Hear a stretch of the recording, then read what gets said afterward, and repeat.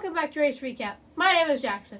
Sorry it's been a while, I had to take a few sick days off, and even though I don't sound great right now, I am ready for a race recap. So, the last weekend, it was the NTT Indycar Series racing on the streets of Nashville, and one thing I thought was really cool about this race, they actually had the IndyCar drivers race over the Korean War Veterans Bridge, only race I know that goes over water, so very cool. Alright, so the race was 80 laps. The first caution was brought out very early on, and it all started when the 4 of Dalton Kellett stopped on track. The second caution was on that restart. The 8 of Marcus Ericsson actually launched over the back of the 14 of Sebastian Bourdais. Bourdais was unable to continue, but Marcus Ericsson did get a front and back wing change and was able to continue. The third caution was when the 3 of Scott McLaughlin spun on track. The fourth caution was on that restart. It was a huge crash and a red flag. They were coming around the turn 11 turn, and the 12 of Will Power tried to make a move underneath the 22 of Simon Pagenaud, but Pagenaud had to back out of it and went nose first into the tire barrier. So did the 21 of Rinus VeeKay. VeeKay was hit in the back by Takuma Sato.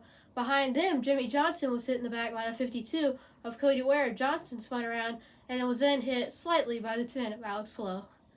And when they got back going after that pretty lengthy red flag, the fifth caution was brought out when the 21 of Rinus VeeKay, who had a very damaged car, nosed it into the tire wall, and that did end his day. The sixth caution was brought out when the 3 of Scott McLaughlin was dumped by his teammate, the 12 of Will Power. Power was given a penalty later on for avoidable contact, but McLaughlin spun around and was hit hard into the side by the 4 of Dalton Kellett. The seventh caution was brought out when the 27 of Alexander Rossi and the 5 of Pato O'Ward got together. Rossi was able to continue, but Pato O'Ward did stop on track. The eighth caution was when the 52 of Cody Ware spun around and stalled it on track. Looked like he was going to be able to continue, but he did stall.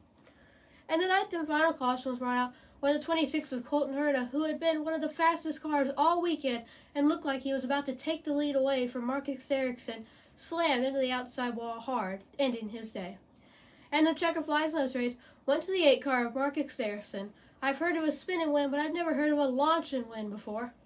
So, the top 10 here were Marcus Ericsson, Scott Dixon, James Hunchliff, great finish for him, Ryan Hunter-Reay, Graham Rahal, Ed Jones, Alex Palou, Felix Rosakis, Elio Castroneves, glad to see him back in the car, and Joseph Newgarden ran out top 10. DNFs this race, a lot of DNFs. Colton Herta was out for the accident. So was Cody Ware, Simon Pagenaud, Dalton Kellett, Rinus VeeKay, Takuma Sato, Jimmy Johnson, and Sebastian Bourdais. Well, that's all for Race Recap. Come join us next week when the NTT IndyCar Series races next at the Indianapolis Road Course.